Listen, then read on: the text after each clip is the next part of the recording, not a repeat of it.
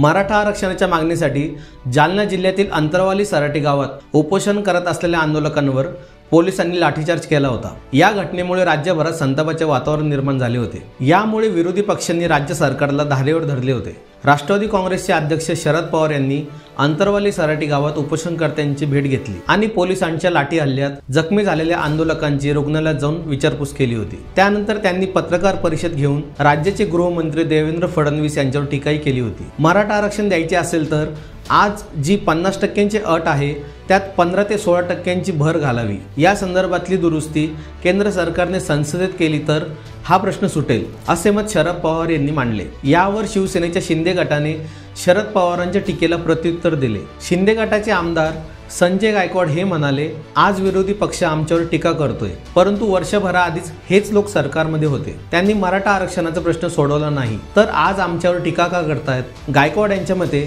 निवडणुका जवळ आल्या की विरोधकांना आग लावण्याचा धंदा करायचा असतो। त्यांनी शरद पवार यांच्यावर आरोप केला आहे की ते 4 वेळा मुख्यमंत्री झाले, परंतु त्यांनी मराठा आरक्षणाच्या प्रश्नावर कधीही भूमिका का घेतली नाही। आपण मागील व्हिडिओमध्ये बघितल्याप्रमाणे मराठा आरक्षणाची मागणी ही काही 5-10 वर्षापासून नाही, त्याला 40 वर्षाचा इतिहास आहे। तुम्हाला मराठा आरक्षणाविषयी संपूर्ण माहिती जाणून घ्यायची असेल तर मराठा आरक्षणावरचा व्हिडिओ आपल्या चॅनलवर ऑलरेडी आहे। हा व्हिडिओ बघून झाला की तो व्हिडिओ नक्की बघा, त्याची लिंक मी डिस्क्रिप्शन बॉक्समध्ये देत आहे। आता आपण आपल्या विषयाकडे वळूया। शरद पवार तसेच महाराष्ट्रात आतापर्यंत जे मराठा मुख्यमंत्री होऊन गेले त्यांनी मराठा आरक्षण का नाही दिले हे आज आपण या व्हिडिओमध्ये बघणार आहोत। नमस्कार, मी राहुल अभंग आपले सर्वांचे स्वागत करतो क्लिअर कट मराठी या आपल्या यूट्यूब चॅनलमध्ये। आपण चॅनलवर नवीन असाल तर आत्ताच आपल्या चॅनलला सबस्क्राईब करा। बाबासाहेब भोसले हे 1981 ला मुख्यमंत्री होते। त्यांनी माथाडी कामगार नेते अण्णासाहेब पाटील यांना शब्द दिला होता, परंतु दुसऱ्याच दिवशी काँग्रेसचे सरकार पडले आणि हा विषय लांबणीवर पडला। मग तुम्हाला माहितच आहे मित्रांनो की अण्णासाहेब पाटील यांनी आत्महत्या केली। एक गोष्ट लक्षात घ्या मित्रांनो, त्यावेळेस विरोधी पक्षनेते शरद पवार साहेब होते, पण पवार साहेबांनी त्यावेळेस मराठा आरक्षणासाठी कुठलेही ठोस पाऊल उचलले याचा पुरावा नाही। त्यानंतर 1990 ला मंडळ आयोगाची स्थापना झाली। आपण सर्वप्रथम मंडळ आयोग काय आहे हे समजून घेऊया। मंडल आयोग हा भारतातील सामाजिक आणि शैक्षणिक मागासवर्गीय जातींची ओळख पटवण्यासाठी केंद्र सरकारने 1991 मध्ये स्थापन केलेला एक आयोग आहे। या आयोगाचे अध्यक्ष बिंद्रेश्वरी प्रसाद मंडल होते। मंडल आयोगाने 1980 मध्ये आपला अहवाल सादर केला। या अहवालात 3743 ओबीसी जातींची यादी दिली। या जातींना सरकारी नोकरी आणि शैक्षणिक संस्थांमध्ये 27% आरक्षण देण्याची शिफारस आयोगाने केली होती। मंडल आयोगाच्या शिफारसींमुळे देशभरात मोठे आंदोलन झाले। मराठवाड्यातही या आंदोलनाची जोरदार झळ होती। मराठा समाजाने ओबीसी आरक्षणाला विरोध केला आणि आरक्षण 50% पेक्षा जास्त नसावे अशी मागणी केली। सर्वात पहिले 1990 मध्ये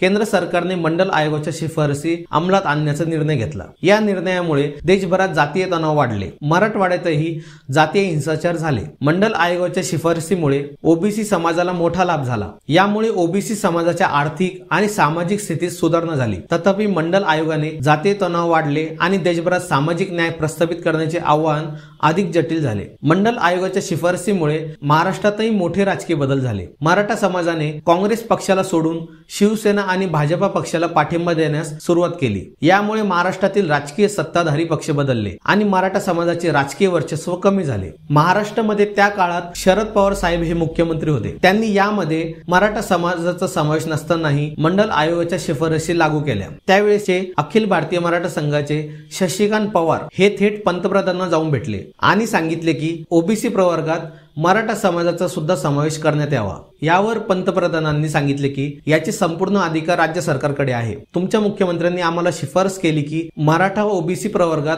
आरक्षणात घ्या, तर आम्ही नक्कीच आरक्षणात घेऊ। तेव्हा शशिकांत पवार हे शरद पवार साहेबांना भेटून सविस्तर माहिती देऊन मराठा आरक्षण देण्याबद्दल बोलले, तर त्यांनी स्पष्ट नाही म्हणून सांगितले। कारण शरद पवार साहेबांचे असे म्हणणे होते की मराठा समाज हा मोठ्या भावासारखा आहे, त्यांनाच आरक्षण दिले तर समाजात चुकीचा संदेश जाईल। एका मुलाखतीत शरद पवार यांनी सांगितले की आरक्षणाची मागणी सोडा आणि स्वतःच काही वेगळं अस्तित्व निर्माण करा। याचाच अर्थ असा निघतो की मित्रांनो, पवार साहेब हे मराठा आरक्षणात काहीच इंटरेस्टेड नव्हते। 2014 निवडणुकीपूर्वी मराठा समाजाचा मुद्दा तापला होता। त्यावेळेस आघाडी सरकार सत्तेत होते। पृथ्वीराज चव्हाण मुख्यमंत्री होते आणि नारायण राणे पण त्या मंत्रिमंडळात होते। तेव्हा राणेंच्या अध्यक्षतेखाली समिती स्थापन केली आणि त्यांचा अहवाल पृथ्वीराज चव्हाण यांच्याकडे सादर केला। तसेच चव्हाण यांनी तो अहवाल मंत्रिमंडळ बैठकीत घेतला आणि कलम 15(4), 15(5) आणि 16(4) यानुसार मराठ्यांना 16% आरक्षण दिले। पण 2014 मध्ये सरकार बदलले आणि फडणवीस यांचे सरकार आले। त्यावेळेस फडणवीस यांना हे आरक्षण कोर्टात टिकवणे महत्त्वाचे ठरले, कारण तिरोडकर या व्यक्तीने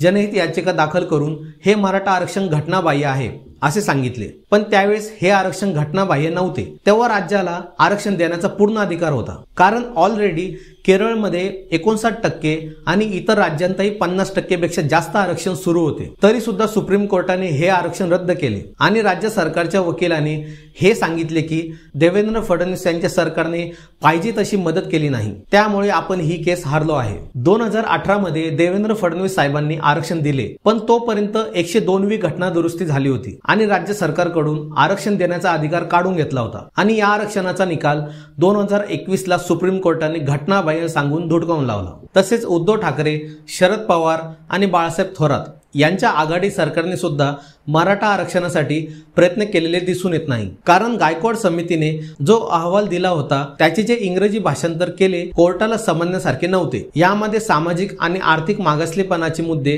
कोर्टाला कळले नाही असे म्हटले जाते। महाराष्ट्रात जेवढे मराठा मुख्यमंत्री होऊन गेले त्यापैकी कोणीही मराठा आरक्षणाबद्दल ठोस आणि दमदार भूमिका घेतलेली दिसून येत नाही। मराठा आमदार 145 असून सुद्धा कोणीही नेता असा नाही की ज्यांनी मराठा आरक्षणासाठी मनापासून समर्थन केले। फक्त निवडणुका जवळ आले की मराठा आरक्षणाचा मुद्दा वर आणायचा आणि निवडणुका झाल्या की विसरून जायचे। पण लक्षात घेण्यासारखी गोष्ट ही आहे की आरक्षणाची मागणी करणारा मराठी समाज महाराष्ट्रात मुख्यमंत्री सुद्धा मराठा समाजाचा। येथे जास्त संख्येने मराठा आमदार आणि खासदार आहेत व होऊनही गेले आहेत, तरी मराठा समाज हा आरक्षणापासून जवळपास 40 वर्षापासून वंचित राहिला आहे। महत्त्वाचे म्हणजे आज जरांगे पाटलाच्या निमित्ताने एक मोठे आंदोलन मराठा आरक्षणाच्या संदर्भात उभे राहत आहे। राजकीय लोकांच्या आश्वासनांना बळी न पडता गरीब मराठा समाजाच्या सामान्य जनतेने एकत्र येऊन जरांगे पाटलांना पाठिंबा देऊन आरक्षण मिळवावे।